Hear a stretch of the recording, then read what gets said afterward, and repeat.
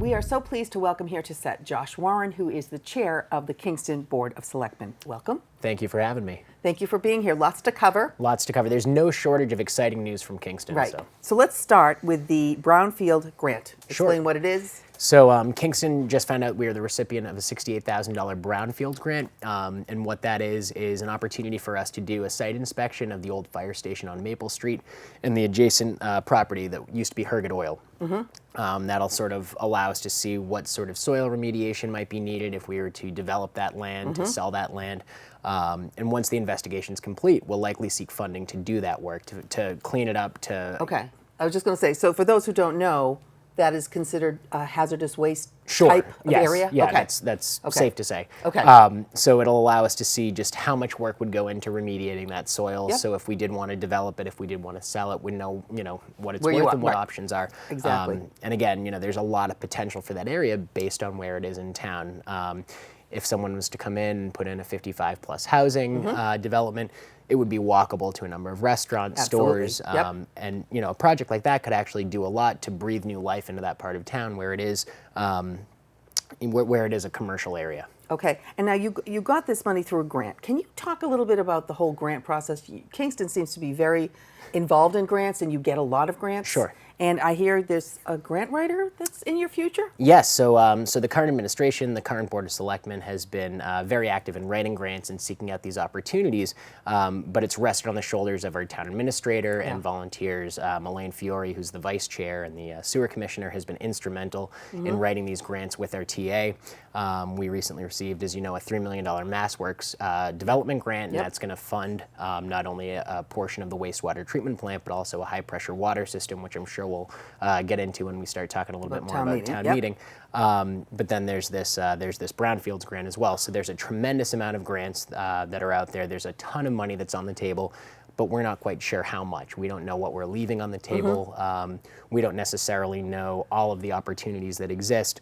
So by a positive vote at town meeting, we actually have the opportunity now to join a pilot program with Plymouth County, through which we will have access to 1/3 of a grant writer's time. So we're excited about this. That grant writer will be a full-time position. It'll all be run through Plymouth County, but we will split their time between 3 towns. So we'll have 1/3 of their time. And my hope there is, we'll then have a better understanding of what grants are out there. Right, and a lot of people don't understand that there is so much money available in grants, and if you don't go after them, you're obviously never going to get them. And the more educated you are about where to go to look for them, what type of grants you qualify for, and that's the beauty of having a grant writer. This is their job. This is what they do. Yeah, and I mean, you miss 100% of the shots that you don't take. So like you said, if you're not out there, pursuing these grants, and it really is, it's an art. I mean, to write a persuasive grant, every town, every municipality that puts their name out there and says, we need funding for this infrastructure project, to them, they have the most important project, or that grant will make or break, the success of a program, project, community. So, as a municipality, it's really our job to say, this project's important to us, but it's important to the region, it's important to, the surrounding communities. And I think that's what came through. Just this past week, we had Mike Keneally, who is the Secretary of Housing and Urban Development, come to Kingston to hand us the the award for the $3 million MassWorks grant. That's the second that we've received, I believe, in the last 12 months. That's a lot of money. It is, and for a town the size of Kingston's, to get one $3 million grant is a huge, huge achievement. To get 2 is unheard of. It is. But we've always known that these projects are important to Kingston and to the residents, and now to have that support from the Commonwealth is just tremendous. So I look at this opportunity with the part-time grant writer administered through Plymouth County as an even greater chance to see what's out there, to hopefully build a grant calendar, to work with our department heads and teach them a little bit about how to write these grants. Mark Douglas is our fire chief, and he's done a tremendous job over the years of securing grants to buy new equipment that his department needs. So. That's excellent. Okay, let's go into town meeting. Sure. A lot of things happened. You did it in one night, which was great. Got everything done in one night. What are the highlights that came out of that? Well, the evening began with a brief ceremony to honor Bill Martin. He was our veterans agent for over 20 years, I believe 23 years, and there was a nice little ceremony. The Boy Scouts came, presented him with an award, And in typical Bill fashion, he spoke about the work that his department had been able to do over the course of 23 years, and took none of the credit. Of course. He put it all off onto his assistant, and just had tremendous things to say about the work that she was doing, and the work that she will continue to do. Also at the beginning, Janet Wallace, our longtime moderator, announced that she would not be seeking re-election. Okay. So that would effectively be her last town meeting, unless by some occurrence we have to have another one prior to spring elections. And that is a position that people get voted into. Sure. Correct? Yes. So people can run for, and they'd contact the clerk's office to get the information on how to proceed. Yes, so if you wanted to any run. Kingston resident who's interested in being the town's next moderator would contact Paul Gallagher in the clerk's office, and he'll be able to tell you when you can pull papers, how many signatures you need, whole bit. when they're due, things like that. Okay. What else happened at town meeting? There was a positive vote to support the initial stages of a high-pressure water system. So that was an article that was brought forth by the water commissioners. And again, just a great example of departments, boards working together. So this was a project brought forth by the water commissioners, supported by the Board of Selectmen. The town administrator was supporting it all the way. But this will allow us to do the design phases for a high-pressure water system that will really sort of be a piece of the puzzle as we look to fuel economic growth in South Kingston. So right now we have the wastewater treatment plant, which design is underway. Those MassWorks grants that we already mentioned are going to support that. But we need high pressure water. So if we're looking to put condos at the mall, their fire suppression systems, have a need. There's existing homes, existing businesses that will develop. So this high pressure water system is really an opportunity for all of South Kingston, not necessarily just the upcoming economic absolutely. opportunities. It's for anyone who lives in the area. Correct. The high pressure water system will help them. That's excellent. There was also a positive vote for a transfer from the Municipal Waterways Fund to get the Harbor Master a new 18-foot inflatable. So, and it was actually really interesting hearing the discussions about this boat going through capital planning, going through the finance committee.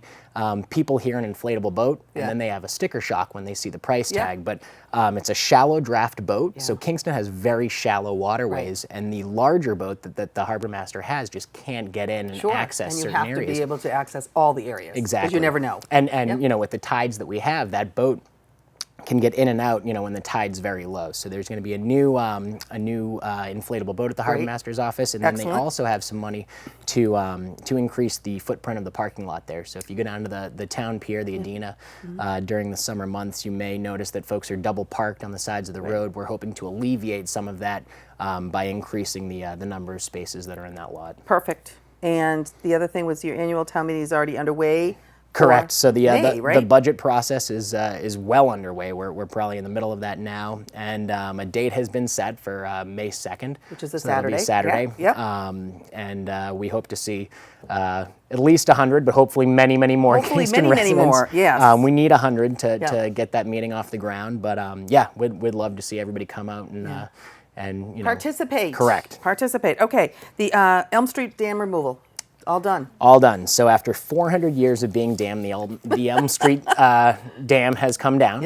The Jones River is free flowing, just as it did when the Pilgrims went up it, 400 years ago. I don't know how many folks at home know this, but the Jones River is actually named after the captain of the Mayflower. So, I didn't know that. With Thanksgiving coming, it seems appropriate to mention that. But the project happened ahead of schedule, which I don't think you hear about all that often. No, you don't. The ecological benefits are endless. Huge. I'm sure you've talked to Pine about this. I know Pine's been at the forefront of this conversation. She's really been Pine du Bois has really been the driving force. But we have native species that may return now. So you used to be able to catch brown trout and brook trout in the Jones River. I'm an avid fisherman. I've never seen those in the area. I've done the herring count for years. Yes, and I would love to see those come back. But the upstream area that was impounded, it was not clean water. So if you went there in the summer, you'd see algae blooms. You'd see sort of the result of that stagnant water sitting. And if you go there now, it's stunning. Yes. So. And how long was that project, soup to nuts? Oh, so I think it's been 13 years. Yeah, so long time. And And kudos. in different phases. Yes, Yeah. and kudos to Pine and everybody at the Jones River Watershed Association, because in that time, not only did they raise the money, they got the support, they got the permitting. I mean, Yes, it was a they did all of huge it. Yep. effort, and Kingston residents for generations will benefit from it. Without and a the doubt. fish, the fish And will the benefit fish as well. and the ecology, absolutely. That's excellent. Okay, your school system is a new superintendent. Correct. So after a very long hiring and interview process, it was announced last week that Dr. Jill Prue will be the next superintendent Yeah. for Silver Lake Schools. And she's a known name. Correct, a known name. She's been in the school district for 2.5 years, Yeah. and we'll spend the next 2.5 months shadowing Dr. Joy, who's on her way out, and transitioning into that new role. Perfect. That's excellent. Kingston's local history collections. This is really fascinating. Yeah, so if you haven't had a chance to chat with Susan April, I would certainly recommend it. She's the Kingston archivist, and she works at the Kingston Public Library. Yeah. But she recently moved all of the archives over to the Adams Center. So it's the Adams Center is this beautiful building in town. It's been fully restored. Yep. And I think for a while there was a little bit of contention in town because of the amount of money that was spent to restore it and how little it was being utilized. Yep. If you go over there now, I mean, it's more often than not there'll be evening programming for all generations. And now Susan April's on the first floor, as you know, some might consider the basement. Yeah. But it's a beautiful space where she can display town artifacts, town history. As I was saying prior to taping, I've had friends who are looking at homes in Kingston, and when they do a search of the address of the home that they're looking at, Susan's actually digitized a lot of the history of that home. Oh, so, that's excellent. So it's So you just can see it right online. You can see it online. Yeah. It's a tremendous. I guess service that residents have access to, but I'd certainly encourage anybody who has a desire to learn more about Kingston or a love for history right. to stop by. And when you go into these archival rooms, you can't take anything out. Correct. I mean, this is And guarded. unlike other aspects of the library where you can borrow books or you can borrow virtual reality headsets and metal detectors, these items are there. They live there. Susan's done a great job of putting them into environments where they'll be preserved. Right, because they can't have too much moisture. The temperature has to be certain. Right, because you don't want them to decay over time. But through a previous town meeting vote, she actually had some funding to secure these beautiful display cases. So the hope is that down the road you may be able to go into different municipal buildings in Kingston and see these artifacts on display. Oh, that's excellent. That's excellent. Okay, and finally, you have upcoming events. The Friends of the Kingston Council on Aging. Sure, they're hosting their annual holiday or Christmas fair on Saturday, December 7th. Yeah. There'll be an opportunity for folks to buy goods from crafters, from vendors, and then there's also a number of kids' activities. So I'm hoping to stop by with my 4.5-year-old. Yeah. Nice family event. Great family event. Yep. Santa may be making an appearance as well, so Okay. I know that'll be exciting for some of the younger festival goers. Yep, and then Luminaries.